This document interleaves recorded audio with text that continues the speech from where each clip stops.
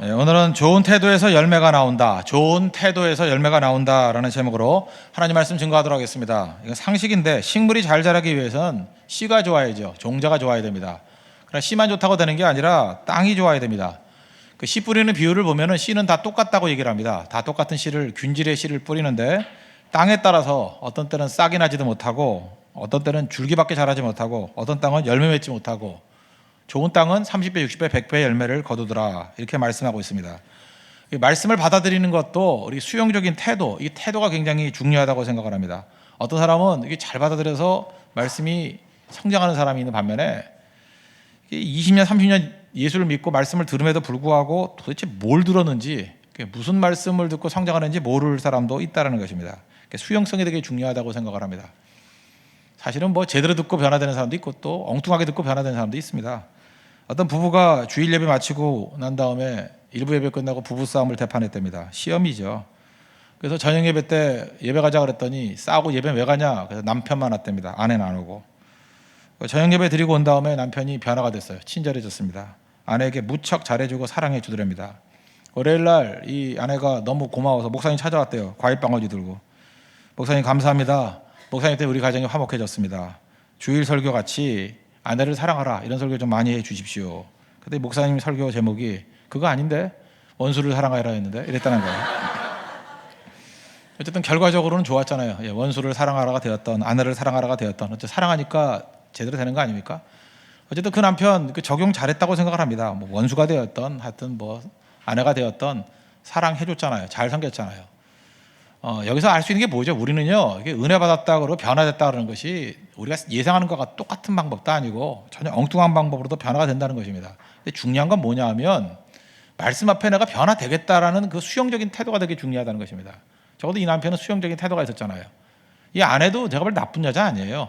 남편이 변화되는 모습을 보면서 고마워하잖아요. 이게 수용적인 태도라고요.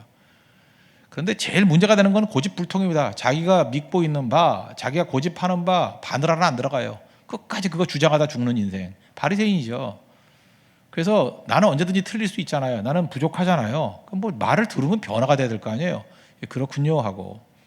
저는 이 사회가 되게 경직됐다고 생각을 합니다. 왜냐? 어떤 얘기를 들으면 일리가 있는 얘기를 들으면 그 얘기를 듣고 수용을 해야 될 거 아니에요. 근데 자기 진영 논리에 빠져가지고 그냥 무조건 자기 편이면 다 옳다고 아니면 다 틀렸다 그러고 뭐예요? 바보 깡통들이지. 안 그래요? 얘기가 안 통하는. 그러니까 사회가 제대로 되려고 그러면 얘기를 제대로 알아들어야 된다는 것입니다. 난 지금도 답답한 게 뭐냐면 예수님 믿고 성경 말씀 들으면 기독교적인 세계관을 갖게 됐잖아요. 근데 교회 방만 나가면 똑같은 얘기예요. 똑같은 얘기. 자기 진영에 들어가서 똑같은 소리 하고 있어. 예수 믿는 사람들도. 도대체 뭘 믿는 거예요? 믿는 사람이면 성경의 시각과 예수님의 시각에서 판단할 줄 알고 그렇게 얘기할 줄 알아야죠. 맨날 뭐 편만 들 거예요? 그건 아니라고 생각합니다. 수용성이에요. 미국에서 한 10년 동안에 미국 교회가 침체되고 그랬잖아요. 뭐 지금 전 세계 교회가 약간은 어려울 때도 있습니다. 뭐 그럴 때도 있는 거죠. 근데 미국 교회 예배의 침체 이유를 잘 분석한 사람 가운데 토미 텐이라는 분이 계십니다. 토미 텐이. 근데 이분은 독특하게 접근을 했어요. 왜 미국 교회가 이렇게 침체에 빠졌느냐? 저는 한국 교회도 마찬가지라고 생각하는데 이건 한국 교회를 모르는 분이니까 예배의 태도 때문에 그렇다는 거예요. 태도 때문에. 참 제대로 봤다고 생각을 합니다. 미국 교회 교인들이 옛날이라고 말하는 것은 한 세대 전에만 해도 다윗과 같이 하나님의 임재를 기뻐하고 즐거워하고 긍정하는 그런 예배하는 태도가 있었다라는 거예요. 그렇죠. 우리 한국도 그랬죠. 말씀만 증거하면 지나치게 아멘하고 할렐루야하고 다 기쁘게 믿음으로 받아들였습니다.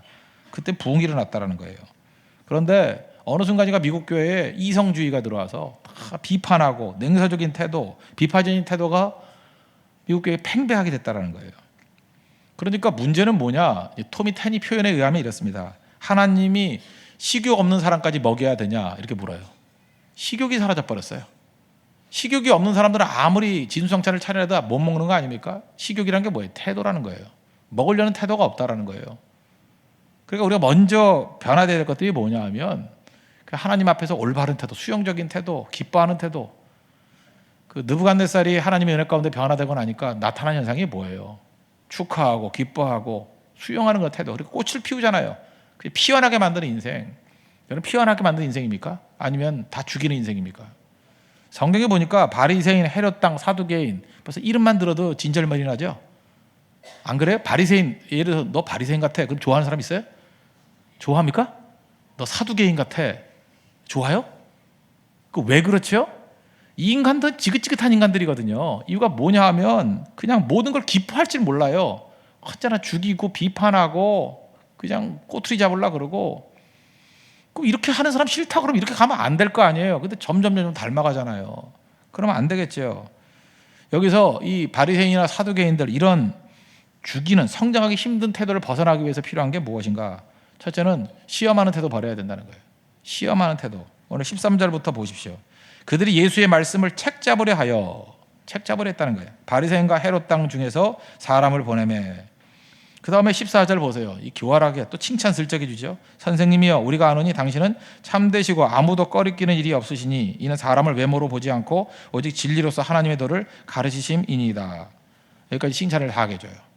그리고 아주 아리까리한 질문을 한 거예요. 가이사에게 세금을 바치는 것이 옳으니까 옳지 아니하니까, 우리가 바치리까 말리까, 항상 이렇게 이월로 나가요. 이럴까요 말까요? 예수께서 그들을 뭐라 그래요? 그 외식함을 하시고 이르시되 어째 나를 시험하느냐. 왜 나 시험해? 그 데나리 하나 갖고 와 해서 이 화상이 누구 화상이냐? 가이사입니다. 걔한테 줘. 가이사의 것은 가이사에게, 하나님 것은 하나님에게. 이건 이제 넘겼다, 그 얘기라는 것입니다. 여기서 알 수 있는 게 뭐예요? 이들은요, 올무에 빠지게 만드는 사람이에요. 우리도 인생을 살면서 이 바리새인같이 사는 거 간단합니다. 무조건 말을 하던 의도가 있든 간에 항상 올무 인생이에요. 책 잡으려고, 꼬투리 잡으려고. 그게 정죄거든요. 예수 믿는 사람 이러면 안 되죠. 이 길 걸어가면 안 되죠. 예수님 제일 싫어하는 거예요. 회칠한 무덤아, 이 망할 놈들아, 그 얘기 아니에요? 이러면 안 되죠. 아무리 분노가 있고 아무리 미워도 이렇게 하면 안 되죠. 항상 두고 보자 그러는 사람들 있죠. 두고 보자. 그래서 그 사람 만나면 함정 파는 인생이에요. 그러니까 그 사람을 싫어하는 이유가 그거예요. 경계하는 이유가 항상 함정 파고 책 잡으려고 하는 사람이니 이게 어떻게 정상적인 인간입니까? 이게 문제가 되는 거겠죠. 그러니까 이런 사람은 경계한다는 것입니다. 그러므로 우리가 제일 중요한 건 뭐예요? 어떤 사람에게 덮어주고, 어떤 사람에게 용납해주고, 축하해주고, 꽃 피우는 인생, 그런 인생이 돼야 된다는 것입니다. 그러지 않으면 절대로 우리 열매 거두지 못한다는 거예요.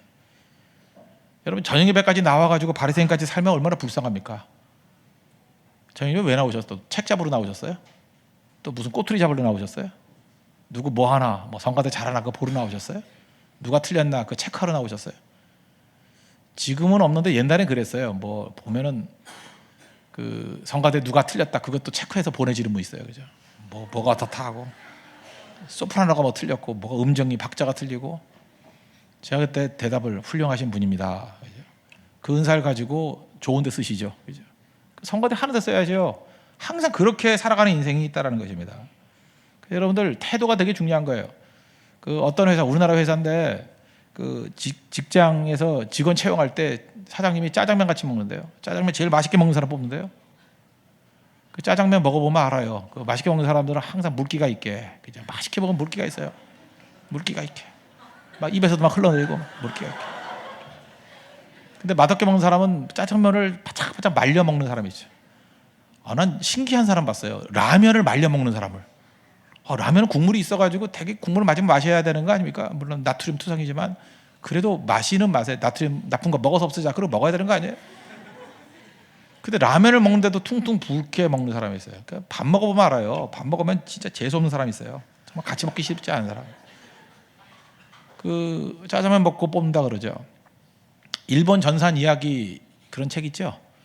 일본의 그 교토에 있는 회사인데 되게 일본도 마찬가지인 것 같아요. 수도권에 있는 동경이나 이런 데 있는 회사에 많이 가려고 그러는데요. 그러니까 최고 인재를 뽑을 수 없으니까 여기서 뽑는 방법 중에 하나가 뭐냐 하면 밥 빨리 먹는 사람, 밥 빨리 맛있게 그냥 힘차게 적극적으로 먹는 사람, 소리 크게 지르는 사람, 뭐 이런 식으로 뽑았대요. 근데 이 회사가 승승장구했다는 거 아니에요? 무슨 얘기예요? 태도죠. 지금 똑같이 하라는 얘기가 아니라 태도가 중요하다는 것입니다. 똑같은 일이 벌어져도 태도가 좋은 사람이 있고 태도가 나쁜 사람이 있다는 것입니다. 적어도 우리는 바리새인과 같은 이런 태도를 가져서는 안 된다는 거예요.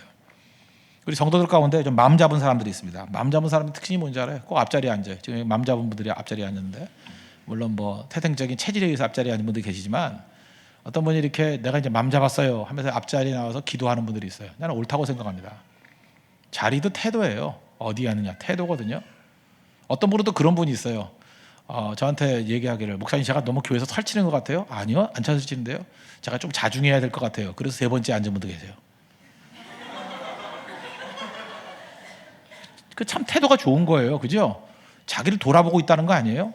내가 열심은 하고 싶은데 내가 혹시 지나친 거 아닌가? 그래서 물어보는 거예요.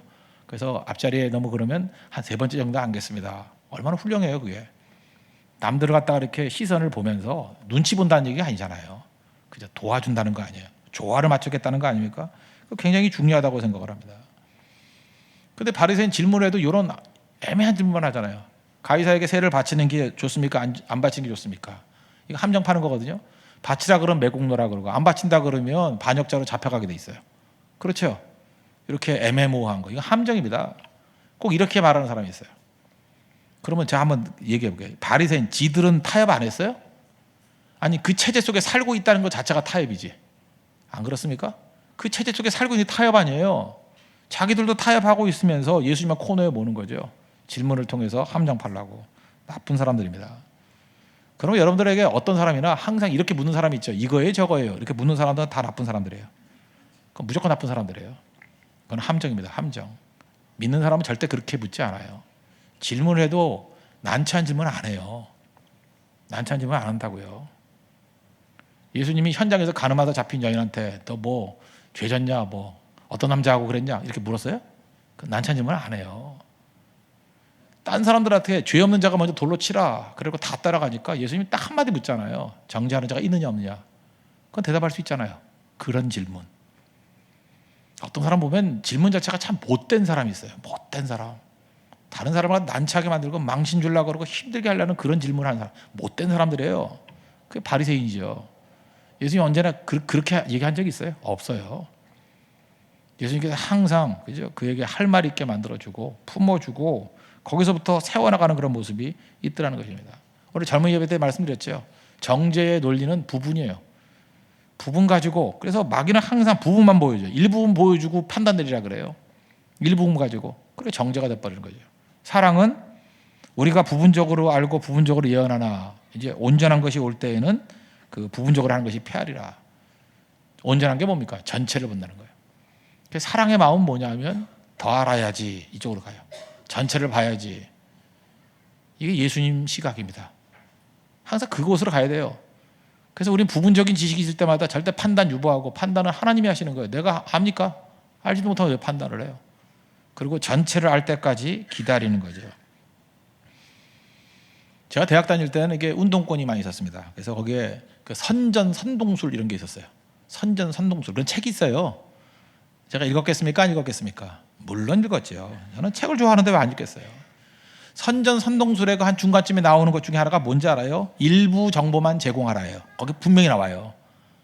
전체를 다 제공하면 선동이 안 돼요. 선동하려고 그러면요 일부 정보만 제공해야 돼요. 일부분만 내게 유리한 것만 딱 제공해야 돼요. 나머지는 다 깜깜하게 만들어야 돼요. 그래 선동이 돼요. 그게 선전 선동술이에요. 마귀는 선동하는 자입니다. 언제나 부분만 보고 선동하게 만들어요. 그래서 망하는 거죠. 그래서 항상 그 선전 선동술에 나오는 것 중에 하나가 뭐냐 하면 보편적 가치에 호소하래요. 보편적 가치. 누가 뭐래든 간에 이거는 옳고 틀리다가 명확한 거. 그것만 딱 들고 나오는 거예요. 그죠? 이런 놈 살려야 돼, 죽여야 돼. 뭐 이런 식으로. 그죠? 그러면 당연히 죽여야 된다고 답이 나올 수밖에 없는 그런 문제. 그것만 딱 보여주고 나머지 다 덮어버리라는 거예요. 그럼 선동이 되는 거죠. 지금 예수님 앞에 이 얘기하고 있잖아요. 딴 거 묻지도 않아요. 가이사한테 세금 내야 돼요, 말아야 돼요? 뭐 딴 거 묻지 말아요. 그것만 대답해, 그것만. 그런다고. 그죠? 예수님은 딴 말 하려고, 그거 말고 빨리 그거나 대답하고 넘어가요. 그게 마귀예요, 마귀. 근데 그 배후에 속에 뭐가 있어요? 올무라고요. 책 잡으려고. 우리 19세기 목사님 가운데 D.L. 무디 목사님 계십니다. 그분이 이런 얘기를 했습니다. 그리스도인들은 지나치게 경건해서는 안 된다. 이 말뜻 이해하십니까? 지나치게 경건하면 안 된대요. 세상에 유익을 주지 못한대요. 이 무슨 뜻이겠어요? 자기 의에 빠지면 안 된다는 거예요. 지나치게 경건하다 그러면 나만 깨끗하다. 그럼 반드시 정죄하게 돼 있거든요. 나만 깨끗하고 니는 다 틀렸다. 이 세상 살리지 못한다는 것입니다. 우리 세상 속에 살아가잖아요. 이건 뭐 물하고 똑같죠. 수영하는 사람, 세상이 물이라고 합니다. 세상이라는 물이 있어요. 수영하는 사람 물 속에 들어가야 돼요, 안 돼요? 들어가야죠. 들어가나 물 속에 잠기면 죽는 거고, 우리 물 위에서 헤엄치는 거죠. 헤엄치면 물이 닿아야 한다요. 닿죠. 왜 옷이 젖었냐? 옷이 젖어야 수영을 하지. 몸이 젖어야 수영을 하지. 그러나 빠져 죽지 않아요. 헤엄치는 거예요. 물에 잠기지 않아요. 세상 속에서 우리는 헤엄치는 사람들입니다. 세상 속에 있어요. 그러나 우리는 빠져 죽지 않아요. 거기서 열심히 주의 능력으로 헤엄치고 있어요. 근데 세상 들어가지도 않고 바깥에서 왜 젖었냐느니, 지금 왜 저러냐느니, 왜 빨리 안 하느냐느니, 우린 한마디 하면 돼. 너도 들어와. 되게 그런 사람 빠져 죽어요. 그러므로 우리가 제일 중요한 게 무엇인가? 이 비판하는 모습이 아니라 하나님의 은혜 가운데서 전체를 바라보고 나가는 모습이 꼭 필요하다는 것입니다. 그러면 비판이 필요 없냐? 그 얘기하는 거 아닙니다. 비판이 왜 필요 없어요? 비판을 통해서 예수님도 비판 많이 하셨잖아요. 비판하고 또 비판이라는 게 바른 비판은 우리에게 살과 피가 되고 잘못된 거 지적하는 게 얼마나 중요합니까? 그런데 비판은 누가 하는지 알아요? 성경을 보면 선지자가 하는 거예요. 그럼 비판하는 사람 한번 묻고 싶어. 네가 선지자냐? 선지자라는 건 뭔지 아십니까? 선지자는 굉장히 중요한 건데 마태복음 7장 1절을 보니까 비판받지 아니하려거든 비판하지 말라. 너희의 비판하는 그 비판으로 너희가 비판을 받을 것이요 너희 헤아리는 헤아림으로 너희가 헤아림을 받을 것이니라. 이건 무슨 얘기예요? 무조건 비판하지 말라는 얘기가 아니라 비판을 해야 되는데 조심스럽게 하라. 또는 비판은 영성이 있는 사람이 해야 된다는 거예요. 영성이. 그러니까 영적으로 충만한 분들은 정말 아픈 마음을 가지고 교회를 비판하고 성도들을 비판하고 우리 이러면 안 된다라고 비판하잖아요. 그럼 그게 유익이 되죠. 가슴을 치면서 맞습니다. 우리가 죄인들입니다. 회개해야죠. 돌아가야죠. 영성이 있는 분들이 할 땐 돼요, 그게. 근데 대부분 교회 안에서 비판하는 사람들 보면 영성이 있어요. 영성이 0점인 사람들이 주로 그러고 다녀요. 그러니까 꼭 그 말 하고 싶어요. 너나 잘하세요. 그 말 하고 싶은 사람들이 꼭 비판하고 다녀요. 그러니까 영성 없으면 입 다물고 있는 게 좋습니다. 왜냐? 비판은 위험한 거기 때문에 그래요. 폭탄이거든요.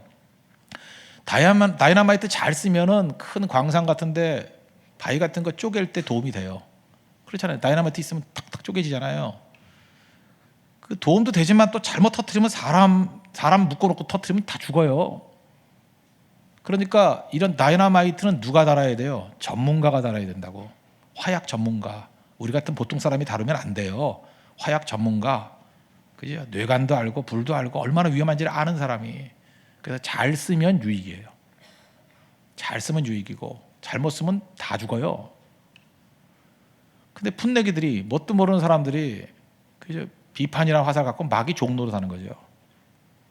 저도 목사이면서도 참 위험하다고 생각합니다. 참 비판이 힘들어요. 힘들고 어떤 때 설교도 너무 비판적이 될 때 있어요. 그럴 때 이게 연약해가지고 도가 넘어서면요 성도를 살리는 게 아니라 성도를 죽여요. 교회를 살리는 게 아니라 교회를 죽여요. 그래서 항상 생각하는 게 뭐냐면 영적으로 가장 충만할 때 또 기도 많이 하고 하나님 앞에서 눈물이 글썽글썽할 때 그때 비판이 나와야 돼요. 그러면 살려요. 근데 상태 안 좋고 짜증나고 뭐 이럴 때 있지 않습니까? 배고프고 막 이럴 때 비판 설교하면요 막 미치는 거예요. 왜 늦게 들어오면 늦게 다 하냐 그러고 화 있을진저 뭐 피가 더러워 뭐 사대가 망할 놈들 막 이러면서 그 독이죠. 독. 그게 어떻게 정상이에요? 그게 정상. 그건 아니죠. 딱 들어보면 알죠. 저건 분노 때문에 저러는 거다. 아니죠. 근데 진짜 그 아픔을 가지고 얘기할 때는 사대가 더럽느니라 그러면서 그죠? 이제는 끊어야지. 다르죠. 여러분 이해되시죠? 무슨 얘기인지. 언제나 그 영성이 깊을 때 해야 되고 웬만하면 하지 마십시오. 우리 그 정도 영성이 잘 안 돼요. 그래서 그거는 제가 볼 때 성경 말씀을 통해서 우리가 어떤 때 아픈 마음을 가지고 깊은 영성 가운데 말씀에서부터 나오는 비판 그건 참 좋다고 생각합니다. 우리 살리는 거예요. 그러지 않으면 힘들어진다는 것입니다. 성경을 보면요 되게 그 하나님이 살리시는 방법들은 비판보다는 엘리야 보십시오. 힘들 때 갈멜산에서 싸우고 난 다음에 녹초돼 있으니까 비판하지 않고 그 로데나마에서 죽겠다 그러니까 잘 먹이잖아요. 먹이고 재우고 그죠? 먹이고 재우고 뭐 천사가 어루만져 주니까 뭐 안마해주고 그 몇 번 하잖아요. 그러니까 또 회복돼 가지고 또 뭐 잠도 안 자고 뛰어다니고 하잖아요. 엘리야는 맨날 뛰어다니는가 봐. 그죠? 그러는 겁니다. 전 누가복음 19장 참 좋아합니다. 삭개오 거기도 세리장이잖아요. 별로 떳떳한 직업 아니잖아요. 근데 예수님이 그거 시비 걸지 아니하고 축하해 주잖아요. 어떻게 합니까? 야, 내가 니네 집 가서 좀 밥 좀 먹자. 너무 신나가지고 와가지고 밥 먹여주고 너무 좋아하니까 예수님이 뭐라 그래요? 그냥 밥 먹고 야 좋다 좀 더 줘. 그랬더니 삭개오가 시키지도 않았는데 자기 혼자 막 그러잖아요. 그죠?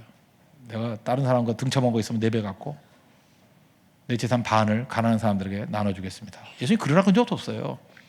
그랬더니 예수님 식사하시면서 그냥 한마디 하잖아요. 너도 아브라함의 자손이야. 축하해 주는 거죠. 기뻐해 주고 구원받았잖아요.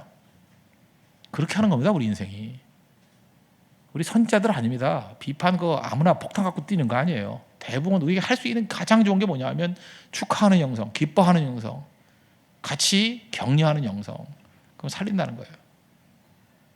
저는 우리 교회 안에 그 바리새적인 영성이 다 사라지길 원합니다.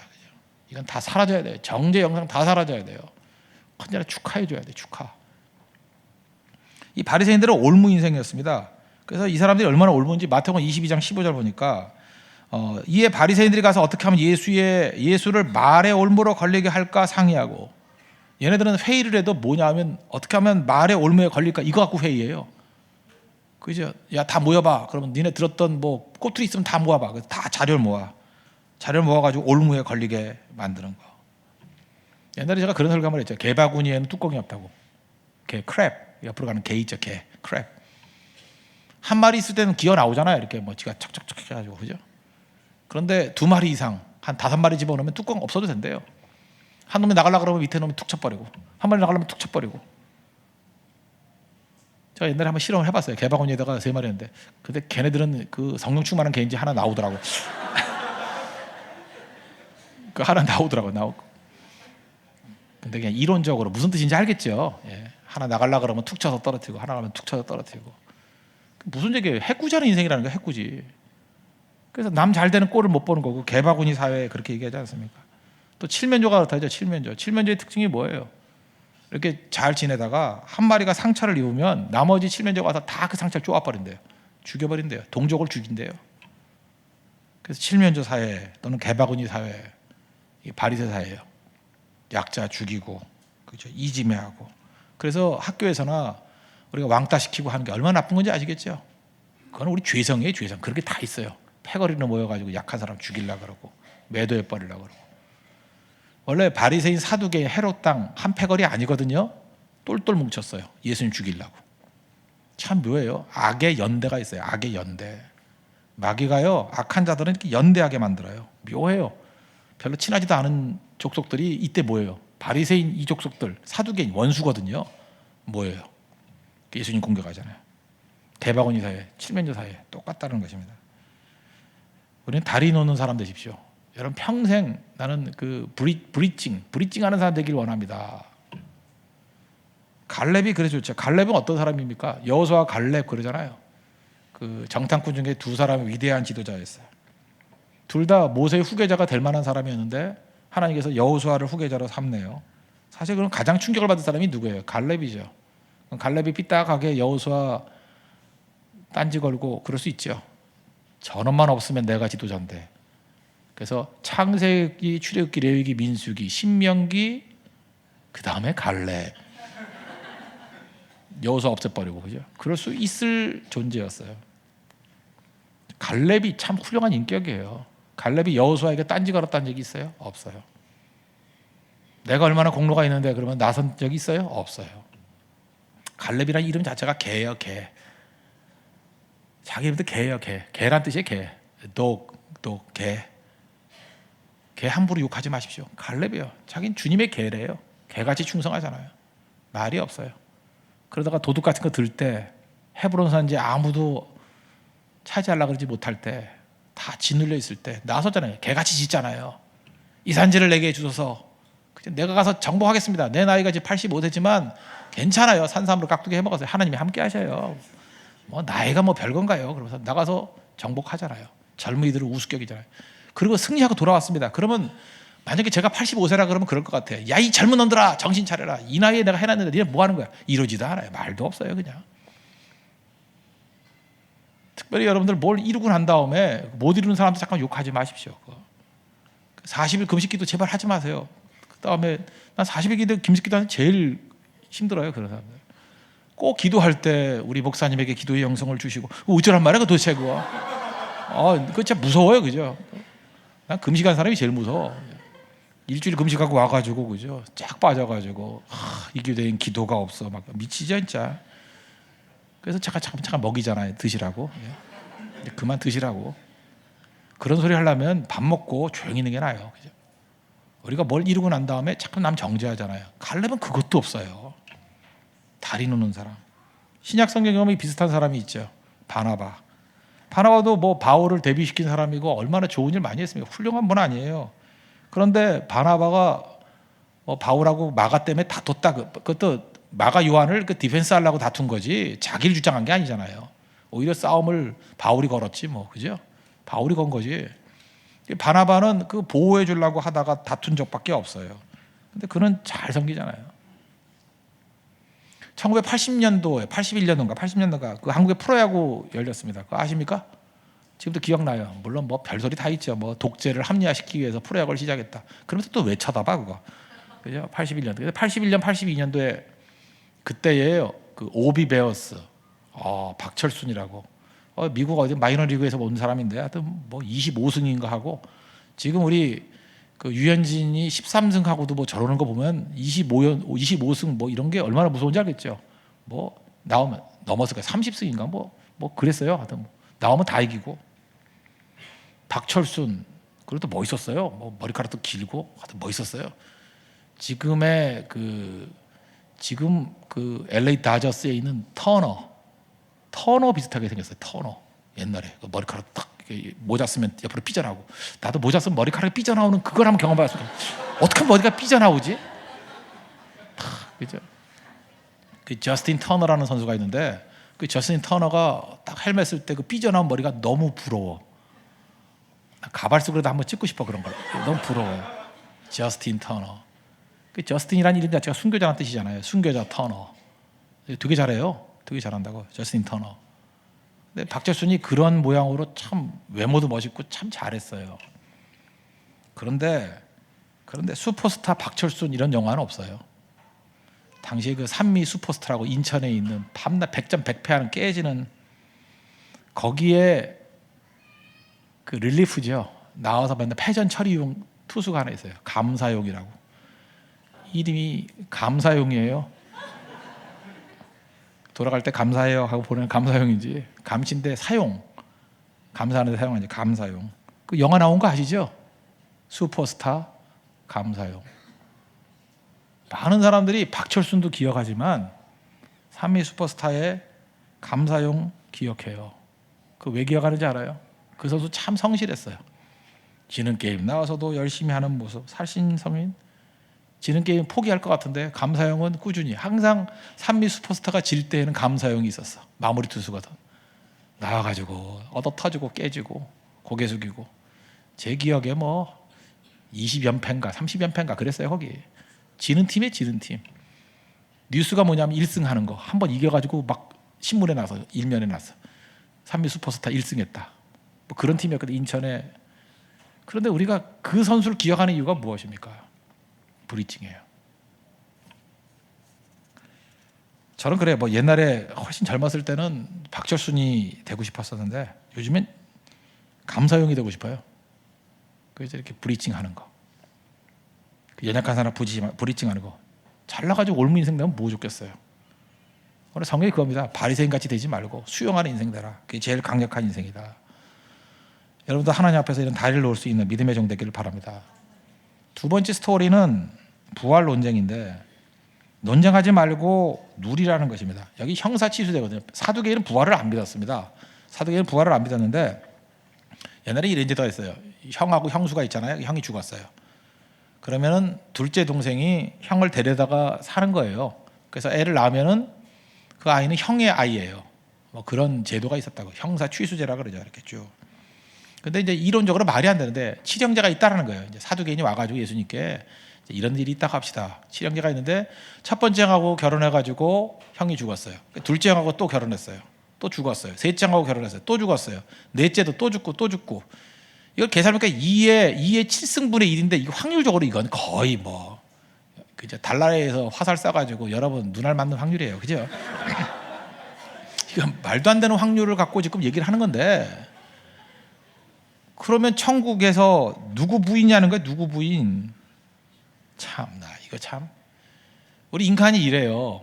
지 수준, 자기 차원 내에서 맨날 생각을 하는 거야. 그리고 답 달라 그러는 거예요.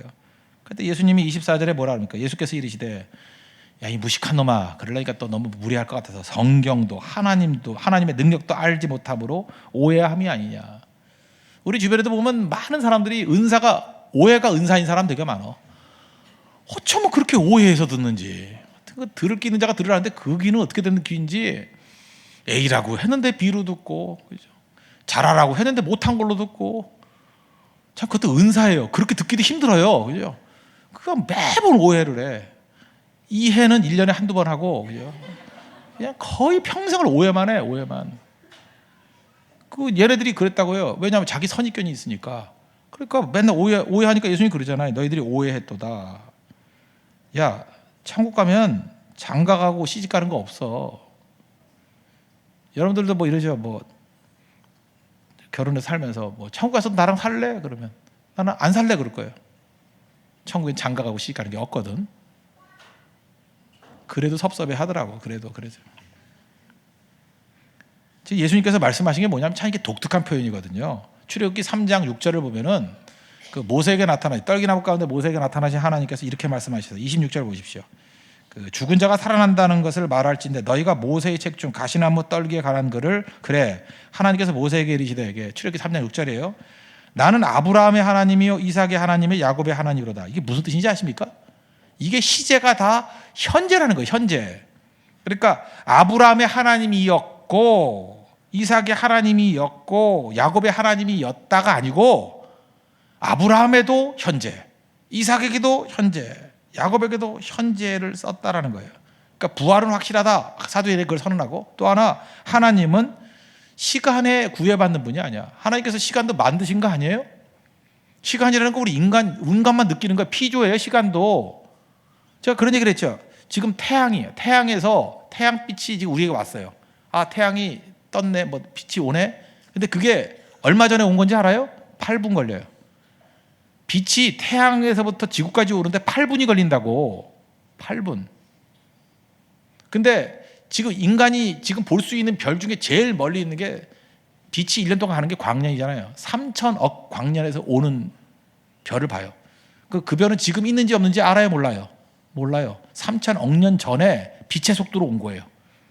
그러니까 지금 우리가 하늘에 별이 있는 것들은 지금 현재 있는 걸 보는 게 아니라 각각 자기들이 빛을 보냈던 것을 지금 이 자리에서 받는 것뿐이죠. 지금 우주가 어떻게 되는지 아무도 몰라요.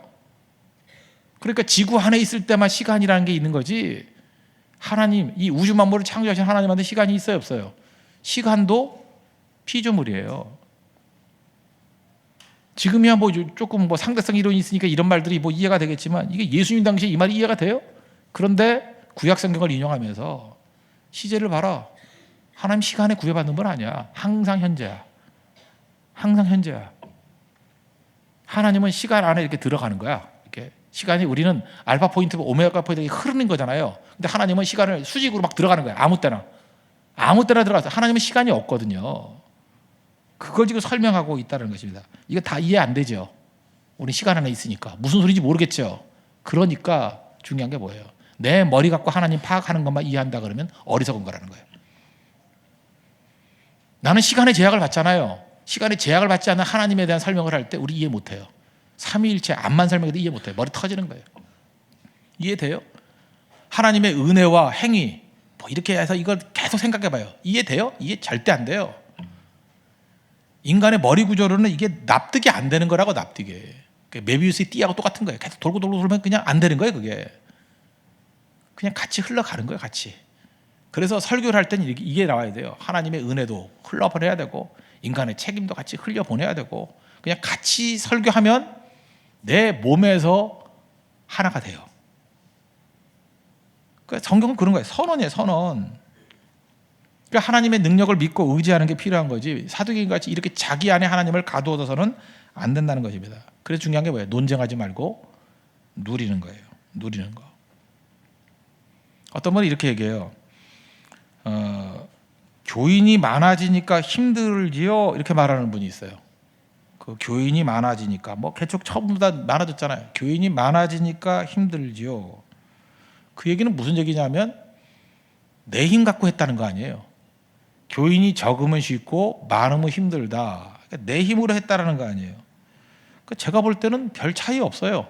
교인이 적을 때 힘들 때는 더 힘들고 교인이 많을 때 힘들 때는 더 힘들 수 있어요. 반대로 교인이 적어서 쉬울 땐 더 쉬울 수 있고 많으면 또 많아도 안 힘들 때 있어요.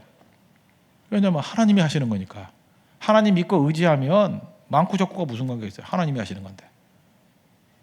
그러니까 중요한 건 교인의 숫자가 많고 적고는 인간적인 개념이에요. 상태예요. 하나님과 올바른 상태가 돼 있을 때는 뭐든 다 쉽고 관계가 깨져 있을 때는 뭘 해도 힘들어요. 한 사람 앉혀놓고 전도할 때도 힘든 거예요.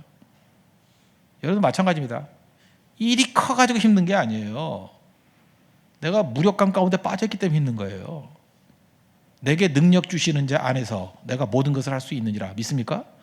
능력 주시는 안에 있으면 아무것도 힘들 게 없어요. 문제가 커서 힘든 게 아니에요. 내가 능력 주시는 자 안에 있느냐 없느냐 그게 더 중요한 거죠. 갈렙 보십시오. 85세 나이 들어서 헤브론 산지를 점령하는 게 힘들어요. 이거 우리 생각이에요. 내게 능력 주시는 자 안에 있으면 85세 아니라 더한 조건이라 할지라도 나쁜 조건이라 할지라도 이기는 거예요. 우리는 상황과 조건을 뛰어넘는 거죠. 하나님의 헤세드를 믿어요. Unfailing love 이걸 믿는다고. 여러분 제발 사두개인의 이 한계에 빠지지 마십시오. 지금 우리가 엉터리 신앙 얘기하는 거예요. 사두개인의 특징이 뭐냐 하면 지 개똥철학에 매여 있어요. 자기 신념에 매여 있어요. 세상이 미치는 거예요.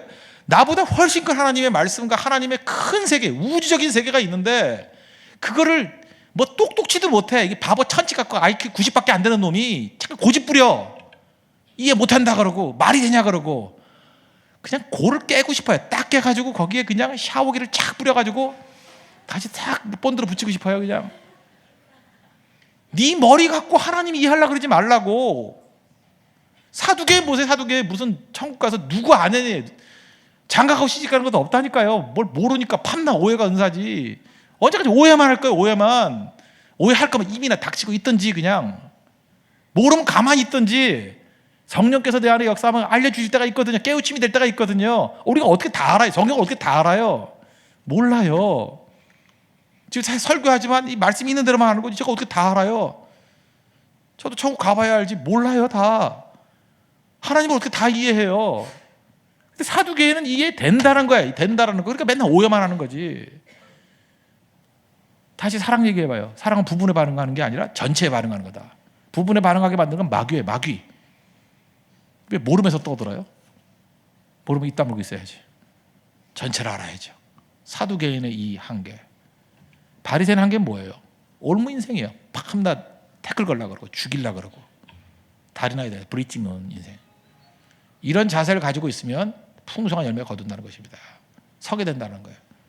하나님의 은혜 가운데 여러분들 다리 놓는 인생. 또 한 가지 내 이해가 아니라 하나님의 말씀을 그대로 누릴 줄 아는 그냥 하나님이 된다 그러면 되고 한다 그러면 하고 예를 들어서 콘센트에 꽂아가지고 전기가 돌잖아요. 뭐 기계가 돌잖아요. 그냥 하라는 대로 해요. 기도하면 된다 그러면 기도하고요. 선교에서 나가서 말씀 선포하면 된다 그러면 선포하고요. 그래서 누리는 거예요. 누리는 거. Enjoy yourself. 우리를 누리는 거예요. 그죠? 누리는 거. 하나님 주신 거 누리는 거예요. 누리다 보면 나중에 이해가 되는 거예요. 아하, 이렇게 되는 거구나. 다 이해하고 가는 거 아니라니까요. 오늘도 우리에게 주셨던 모든 기회를 다 누리십시오. 이번에 추석 때 말레이시아 선교를 간다 그러는데 지금 뭐 하는지도 모르는데도 불구하고 어마어마하게 많은 성도들이 지원을 했어요. 그냥 모르고 가는 게 좋을 것 같아요. 설명 안 하려고 그래요. 이 아는 게 이 식자 우하냐. 저는 아니까 자꾸 이렇게 걸리는 것도 있는데 2000m 되는 산에 있는 정글에 들어가야 돼요. 차도 안 돼가지고 이렇게 클러치를 댄 거 차가닥 이렇게 하는 걸로. 왜 거기서 하루를 자는지 알아요? 나올 길이 없기 때문에. 가는데 하루 오는데 하루예요. 그래서 한번 들어가면 며칠 있어야 되고 그러거든요. 그런 데래요. 저도 안 가봐서 몰라요. 그냥 들은 거예요, 그냥. 그죠? 근데 감당할 수 있대요. 제가 아는 선교사님 가운데 그분이 이제 가명을 쓰니까 하박국 선교사님인데 가장 저돌적인 선교사님이에요. 그냥 몸으로 부딪히는 한마디로 무대뽀예요. 상식이 안 통해요. 저는 밥 먹는데도 제가 감당을 못하겠어요. 이 사람은 세상이 감당할 수 없느니라. 우리도 감당 못하게 한번 해봅시다. 그죠? 그러니까 교회 개척이 되는 거죠. 사두개인의 한계 뛰어넘으십시오. 승리합니다. 그게 믿음입니다. 오늘도 바리새인의 한계를 뛰어넘고 사두개인의 한계를 뛰어넘어서 하나님께서 주신 우리에게 풍성함을 누릴 수 있는 믿음의 거룩한 종 되기를 바랍니다. 모두 자리에서 일어나겠습니다. 주품에 품으소서 찬양하겠습니다.